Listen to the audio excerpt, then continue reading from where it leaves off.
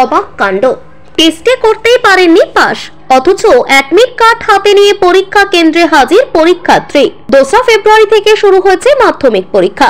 জীবনের প্রথম বড় পরীক্ষায় বসেছেন লাখ লাখ পরীক্ষার্থী।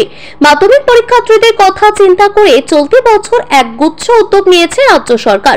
এমনকি বেশ কিছু নির্দিষ্ট জেলায় জেলা প্রশাসনের তরফ থেকে নেওয়া হয়েছে নানান উদ্যোগ। আর এসবের মাঝেই এবার ঘটে গেল এক অন্যরকম ঘটনা। সাক্ষী থাকলেন রাজ্যবাসী।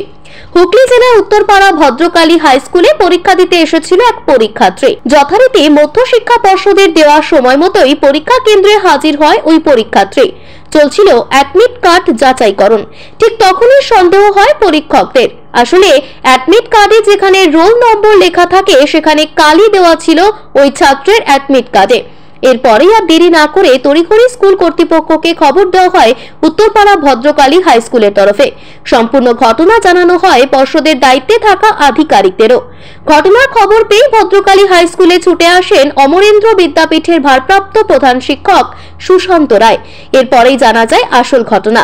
আসলে ওই অ্যাডমিট কার্ডটি ছিল ভুয়ো। যে ছাত্র অ্যাডমিট কার্ড হাতে নিয়ে পরীক্ষা হলে এসে হাজির হয়েছিলেন তিনি আসলে পাশ করতেই পারেননি টেস্ট পরীক্ষাতে। ঘটনা প্রসঙ্গে জানাতে গিয়ে অমরেন্দ্র বিদ্যাপীঠের ভারপ্রাপ্ত প্রধান শিক্ষক সুশান্ত রায় জানান, ওই ছাত্র কোনোদিন ঠিকঠাক স্কুলে আসতো না, এমনকি টেস্ট পরীক্ষায় পাশ করতে পারেনি সে, ফলে পায়নি অ্যাডমিট কার্ড। কিন্তু কিভাবে সে এখানে এলো তা বোঝা যাচ্ছে না।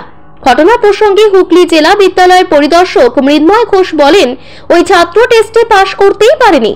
ভুয়ো অ্যাডমিট কার্ড হাতে নিয়ে সে এসেছিল পরীক্ষা দিতে, তবে তাকে ঢুকতে দেওয়া হয়নি পরীক্ষা কেন্দ্রে।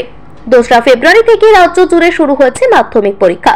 বিগত বেশ কয়েক বছর ধরে প্রশ্নপত্র ফাঁস হয়ে যাওয়া নিয়ে বারে বারে প্রশ্নের মুখে পড়তে হয়েছে মধ্যশিক্ষা পর্ষদকে।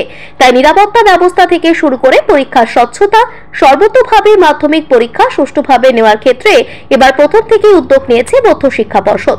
প্রশ্নপত্র ফাঁস রুখতে এবার প্রশ্নপত্রে ম্যাজিক নম্বর বা ইউনিক আইডির ব্যবহার করেছে মধ্যশিক্ষা পর্ষদ। মাধ্যমিকের প্রশ্নপত্রের প্রতিটি পাতায় ক্রমিক নম্বরের কোড লুকানো রয়েছে। কোন পরীক্ষার্থী প্রশ্নপত্রের ছবি তুললে সেই ছবি দেখে বোঝা যাবে কে তুলেছে ছবিটি, আর তা ধরা পড়লেই ওই পরীক্ষার্থীর পরীক্ষা এই বছরের জন্য পুরোপুরি বাতিল হয়ে যাবে। পরীক্ষা শুরুর আগে পরীক্ষার্থীদের গোটা বিষয়টি বুঝিয়ে বলার জন্য পরিদর্শকদের নির্দেশ দিয়েছিল মধ্যশিক্ষা পর্ষদ। যদিও এত কিছুর পরেও প্রথম পরীক্ষার দিনেই ফাঁস হয়ে গিয়েছে প্রশ্নপত্র। ইতিমধ্যেই চিহ্নিত করা হয়েছে দুজনকে। আর এসবের মাঝেই অন্যরকম ঘটনার সাক্ষী থাকলেন হুগলির বাসিন্দারা।